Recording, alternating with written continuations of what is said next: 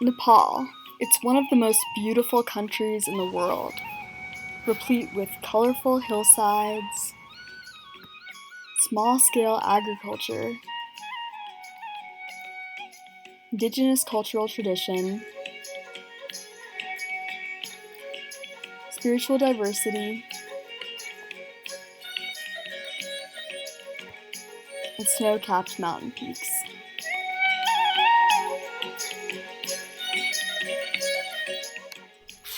It's also a largely undeveloped country, where waste infrastructure is lacking. The one landfill servicing the Kathmandu Valley for the past 12 years is now at full capacity, and a second has yet to be built. In rural areas, waste is often burned or dumped in large quantities. It's also one of the most earthquake-prone countries in the world. Nepal lies at the junction of the Eurasian and the Indian continental plates. The two collide at a rate of approximately 2 centimeters per year as pieces of India peel off and are pushed under Asia, which is forced upward. This forms the Himalayas, but also loads seismic pressure onto earthquake faults, which is released in catastrophic earthquakes. In 2015, an earthquake rated 7.8 on the Richter scale hit the country, and India closed all 3 of its borders with Nepal. This left 9,000 dead, entire villages destroyed, and hundreds of thousands of earthquake refugees. How can we build structures while producing minimal waste, at minimal cost, resilient to the threat of earthquake and natural disaster?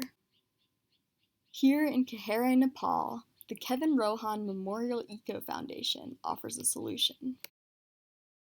So in 2006, I was driving in Kathmandu. I saw a lot of empty bottles, liquor bottles, just dumped by the road, and I was just thinking what to do about it. So I collected 2 sacks of bottles and brought home and started building a wall around my dining area. That looked very beautiful. Then I took some pictures and I went to United States. I made a very good friend, Bill Hudson.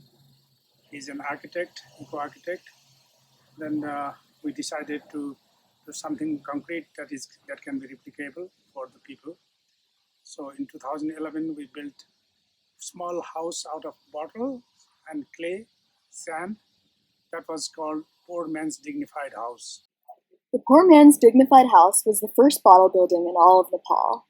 Made from recycled glass liquor bottles, mud plaster, clay plaster, and bamboo, it cost only $300 to build. The first glass bottle building survived the 2015 earthquake, and its foundation, made from sand-filled tires, is said to absorb up to 3 values of magnitude on the Richter scale. After the earthquake, the foundation provided 300 people with temporary shelter.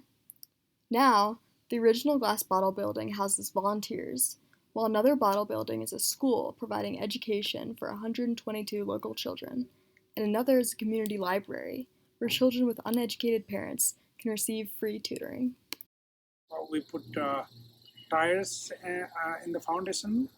That is, all the tires are filled with sand, and we have got vertical reinforcement with bamboo, and we have 7% clay and 25% sand and 5% shredded paper.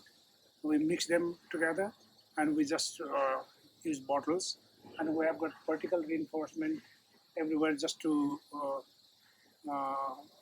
make earthquake resistant. And the bottles are, in the morning time, the sun hits the bottles back and it glitters inside. So it gives you very good feelings.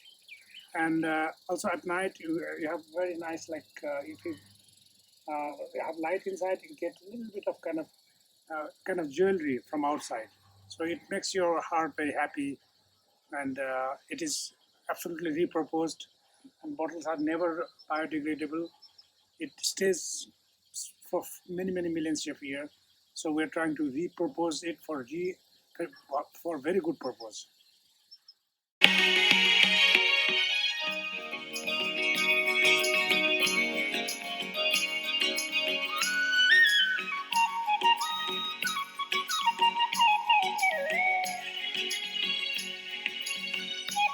The Foundation's three pillars are ecology, economy, and social inclusion, as it works to empower underprivileged local people while creating a synergy between humans and the land. In addition to eco building, the Foundation practices biodynamic agriculture, serves organically grown food at an eco cafe, builds homes for the local poor, offers a low-cost health clinic for the surrounding community, provides a Waldorf-inspired school for local children, and teaches impoverished local women how to make handicraft jewelry using soap nuts.